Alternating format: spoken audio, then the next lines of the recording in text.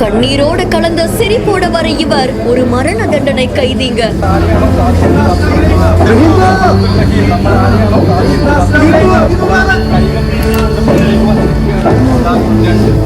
ஒரு மனுஷனுக்காக 34 கோடி ரூபாய் கொடுத்து மொத்த கேரளாவும் இவருக்காக காத்திருக்காங்க.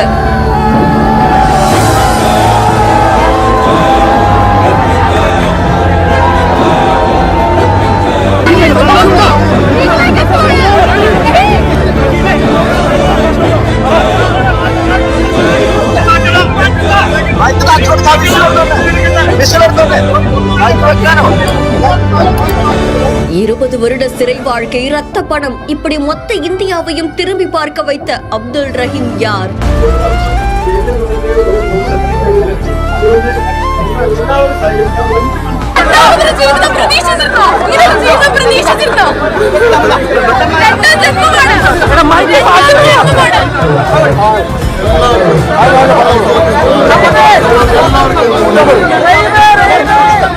கேரளால இருக்கக்கூடிய கோழிக்கோடு சேர்ந்த அப்துல் ரஹீம் அப்படின்றவங்க கடந்த 2006ஆம் ஆண்டு கேரளால இருந்து சவுதிக்கு புறப்படுறாங்க. ஓட்டுநர் வேலையும் செஞ்சுக்கிட்டு அப்படியே தன்னுடைய ஆதரவாளருடைய மகனுக்கு சுவாச பிரச்சனை இருந்ததால சுவாச குழாய் பொருத்தி இருந்திருக்காங்க. ஒரு நாள் அந்த சிறுவனை கவனிச்சிட்டு இருக்கும் பொழுது தவறுதலா தெரியாம அந்த சுவாச குழாயை அப்துல் ரஹீம் தட்டி விட்டுருக்காங்க. அதை மீண்டும் பொருத்த முடியாம மருத்துவமனையில் அனுமதிச்சும் அந்த சிறுவன் உயிரிழந்ததால உடனடியா காவல்துறையினருக்கு தகவல் தெரிவிச்சிருக்காங்க. சவுதி போலீஸ் வந்து அப்துல் ரஹீமை கைது செய்திருக்காங்க. குற்றம் நிரூபிக்கப்பட்டதால 20 வருட சிறை வாழ்க்கையோட மரண தண்டனையும் விதிச்சிருந்தாங்க. இந்த நிலையில தான் அந்த சிறுவனுடைய பெற்றோர்களும் அப்துல் ரஹீமை மன்னிக்கிறதுக்கு ஒத்துக்கிட்டாங்க. ஆனா சவுதி அரசுடைய உத்தரவுப்படி ரத்த பணம் 34 கோடி செலுத்தணும் அப்படின்னு தெரிவிச்சிருந்தாங்க. இவ்வளவு பெரிய பணத்தை எப்படி திரட்ட போறோம், எப்படி தன்னுடைய மகனை காப்பாற்ற போறோம்னு அப்துல் ரஹீமோடைய பெற்றோர்கள் போராட உலகத்தில் இருக்கக்கூடிய அத்தனை மலையாளிகளும் ஒன்று கூடி இருக்காங்க. அப்துல் ரஹீம்காக நிதி திரட்டி இருக்காங்க. இது மூலமா 34 கோடிக்கு மேல அவங்க பணத்தையும் திரட்டினதா சொல்லப்படுது. அது தொடர்ந்து கடந்த 2024ஆம் ஆண்டு ரத்த பணத்தையும் சவுதி அரசு கிட்ட ஒப்படைச்சிருக்காங்க. ஆனா 20 ஆண்டுகள் சிறை தண்டனை கழிச்சதுக்கு அப்புறம் தான் அப்துல் ரஹீம் வெளியில வர முடியும் அப்படின்னு உத்தரவு பிறப்பிக்கப்பட்ட நிலையில கடந்த மே 28ஆம் தேதி அப்துல் ரஹீமையும் விடுவிச்சிருக்காங்க. இந்த வீடியோ பத்தி உங்களுடைய கருத்துக்களை கமெண்ட்ல சொல்லுங்க. இன்னும் பல இன்ட்ரெஸ்டிங்கான வீடியோஸ்க்கு பிஹைண்ட் நியூஸ் வாட்ஸ்அப் சேனலுடன் இணைந்திருங்கள். இந்த வீடியோவை வழங்கியோர் Medway hospitals, GT holidays, Karthipuram, Coimbatore, 200 acre township.